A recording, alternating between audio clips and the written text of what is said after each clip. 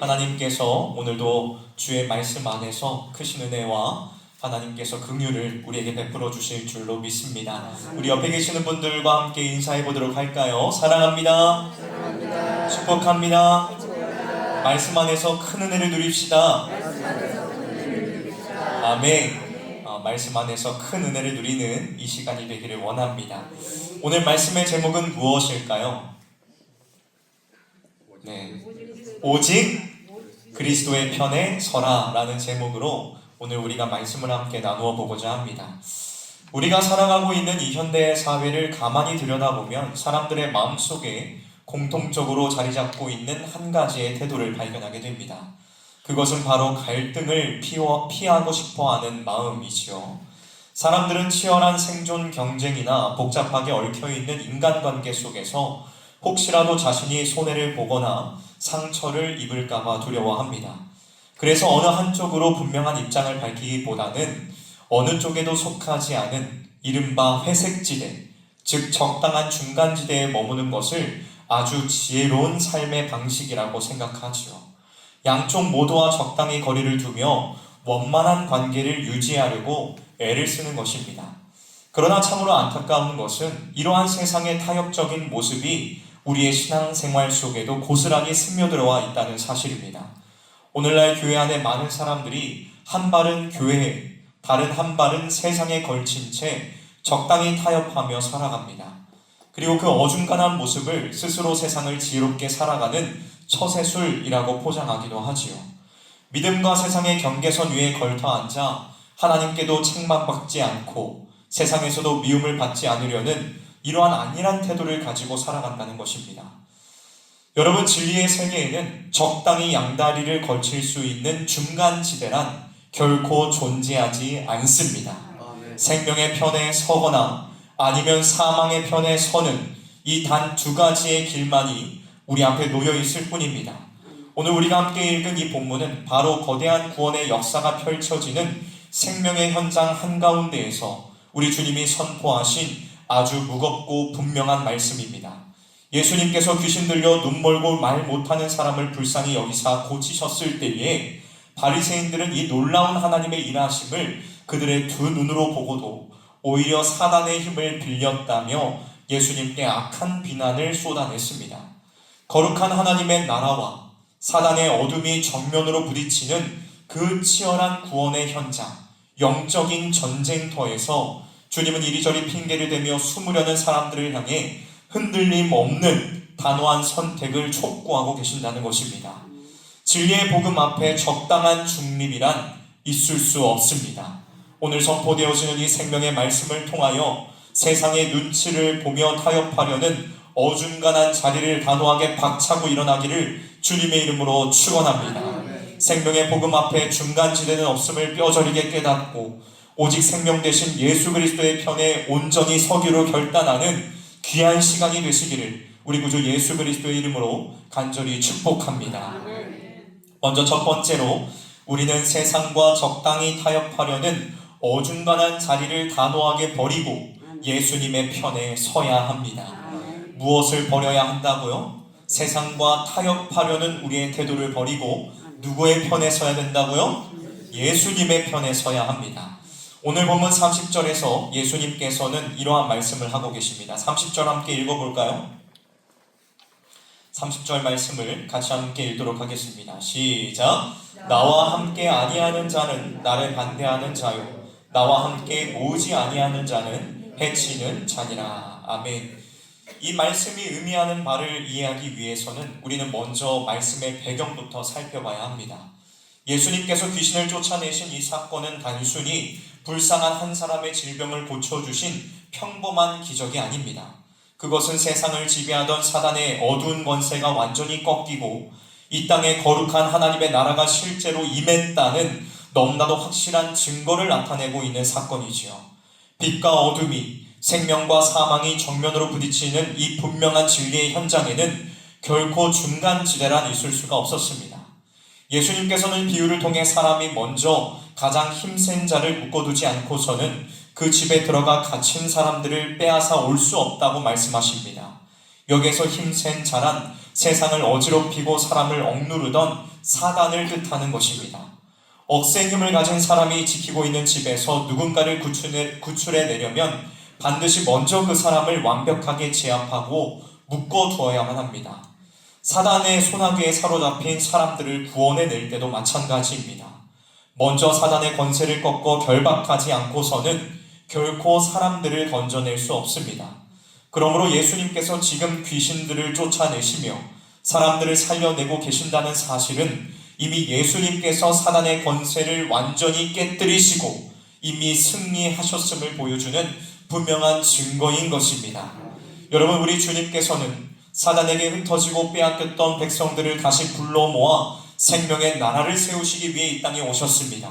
사단의 소나기에서 사람들을 구출해내시는 이 치열한 싸움의 한가운데에서 주님은 선언하십니다. 나와 함께 생명을 모으지 않는 사람은 곧 주님의 일을 흩어버리는 사람이라고 분명하게 밝히고 계시지요. 여러분, 생명을 살리는 이 긴박한 구원의 현장에서는 가만히 서서 구경만 하는 중립이란 결코 있을 수 없습니다. 스스로는 아무 편도 들지 않고 조용히 제자리에 머물러 있다고 생각할지는 모르겠지만 멸망으로 끌려가는 사람들을 보고도 침묵하며 아무것도 하지 않는다면 그것은 결국 예수님의 구원 사역을 방해하는 것과 같습니다. 생명과 사망이 정면으로 부딪히는 이 부르심 앞에서는 어떠한 핑계도 허락되지 않습니다. 온전히 주님의 편에 서서 생명을 살리는 일에 동참을 하든지 아니면 주님을 대적하든지 오직 두 가지의 길만이 존재할 뿐이라는 것입니다. 여러분, 오늘날 수많은 신앙인들의 모습을 보십시오. 좁고 험한 문을 피하고 넓고 편안한 길을 걷고자 합니다. 세상 사람들에게도 칭찬을 받고 교회 안에서도 고상한 모습으로 인정받으며 양쪽 모두와 적당히 좋은 관계를 유지하려는 그 어중간한 입장을 취하려고 합니다. 예수님을 믿고 따르는 사람으로서 입술로는 신앙을 고백하면서도 썩어질 세상의 가치관과 거룩한 말씀 사이에서 끝없이 저울질을 합니다. 당장의 손해를 보지 않기 위해 혹은 사람들의 시선과 평가가 두려워 믿는 사람다운 모습을 분명하게 보여주지 못하고 침묵 속에 교묘하게 숨어버리는 것입니다. 주님은 오늘 그 미적지근하고 타협적인 태도를 향해 단호하게 경고하고 계십니다. 주님과 온전히 함께하지 않는 것은 곧 주님의 뜻을 가로막는 자리에 있는 것과 마찬가지라는 것입니다. 사랑하는 성실의 성도 여러분, 세상의 눈치를 보며 적당히 타협하려고 하는 그 어중간한 자리를 이제 완전히 버리시기를 주님의 이름으로 축원합니다. 거룩한 생명의 길은, 우리가 가야 할 그 생명의 길은 결코 넓고 편안하지 않습니다. 때로는 진리의 편에 서기 위하여 세상에서 철저히 소수가 되어 조롱을 받고 불이익을 감수해야 할지라도 예수 그리스도와 함께 생명을 모으는 거룩한 편에 확고하게 서야 합니다. 세상과 하나님 사이에서 머뭇거리는 이 애매한 태도를 주님 앞에 모두 남김없이 버려버리십시오. 어떠한 시련이 찾아와도 결코 뒤로 물러서지 않고 진리 되신 예수 그리스도의 편에 서서 담대하게 생명의 길을 걸어 나아가는 저와 여러분, 우리 모든 성실의 성도님들이 되시기를 우리 구주 예수 그리스도의 이름으로 간절히 축원합니다.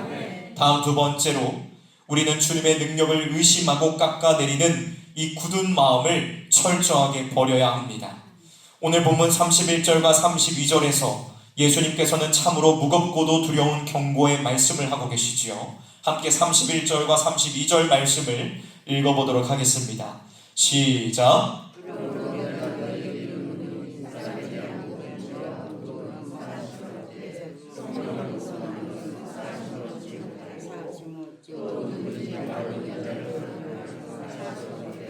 누구든지 말로 성령을 거역하면 이 세상과 오는 세상에서도 사하심을 얻지 못하리라. 아멘. 사람에 대한 모든 죄와 거역하는 말은 용서하심을 얻을 수 있지만 성령님을 거역하는 죄는 이 시대와 오는 시대에도 결코 사함을 얻지 못한다고 말씀하고 계십니다. 하나님께서는 죄인들을 불쌍히 여기시며 어떠한 허물이라도 용서하시기를 참으로 기뻐하시는 은혜와 자비의 하나님이십니다. 그럼에도 불구하고 성령님을 모욕하는, 성령님을 모독하는 죄만큼은 결코 용서받지 못한다고 경고하고 계십니다. 우리는 여기에서 예수님을 거역하는 것과 성령님을 모독하는 것의 근본적인 차이를 깊이 살펴보아야 합니다. 갈릴리에서 사역하실 당시에 예수님께서는 자신이 세상을 구원할 그리스도이심을 모든 사람들에게 공개적으로 다 밝히지는 않으셨습니다. 당시 사람들은 구원자에 대해 잘 알지 못했기 때문에 그들의 무지함 속에 예수님을 오해하고 비난할 수 있었습니다. 십자가의 참된 의미를 알지 못했던 베드로 역시도 두려움에 빠져 예수님을 모른다고 맹세하며 3번이나 부인하지 않았습니까?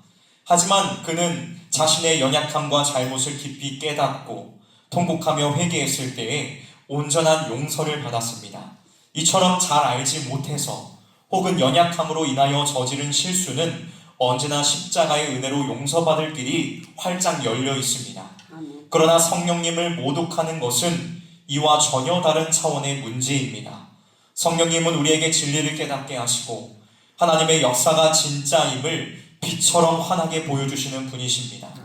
바리새인들은 예수님께서 성령의 능력으로 귀신들을 내쫓고 사람을 온전하게 회복시키시는 그 분명한 구원의 역사를 눈앞에서 생생하게 보고서도 그것을 고의적으로 사단의 일이라고 비난했습니다.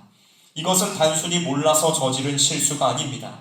너무나도 명백하게 드러난 하나님의 은혜를 악의적으로 거부하고 성령님을 통해 이루어지는 생명의 역사 그 전체를 정면으로 반대하는 완악함이었다는 것입니다. 밝은 빛을 보고도 억지로 어둠이라고 우기고 진리를 거짓으로 왜곡하며 구원으로 들어가는 문 자체를 스스로 닫아버리는 참으로 무섭고 굳어진 마음을 그들은 가졌다는 것입니다. 주님께서 이 죄가 용서받지 못한다고 하신 것은 결코 하나님께서 우리를 용서하기 싫어하신다는 뜻이 아닙니다. 오히려 하나님께서는 모든 죄를 기꺼이 용서하고자 하신다는 그 크신 사랑을 전제로 하고 있습니다. 주님은 그 아들 예수님을 통해 그리고 성령의 역사를 통해 우리에게 가장 크고 마지막인 은혜와 용서를 베풀어 주셨습니다. 세상에 이것보다 더 큰 은혜는 존재하지 않습니다. 이 마지막 용서의 기회마저 비웃으며 거절해버리면 그 사람에게는 더 이상 은혜를 받을 다른 방법이 전혀 남지 않게 됩니다. 스스로 구원의 길을 막고 심판의 자리에 자신을 단단히 가두는 것과 같지요. 진리를 보고서도 어둠이라고 우기며 하나님의 일하심을 깎아내리는 사람은 다시 새로워질 수 있는 유일한 은혜의 기회를 스스로 발로 차버리는 참으로 뼈아픈 비극에 처하고 말게 된다는 것입니다.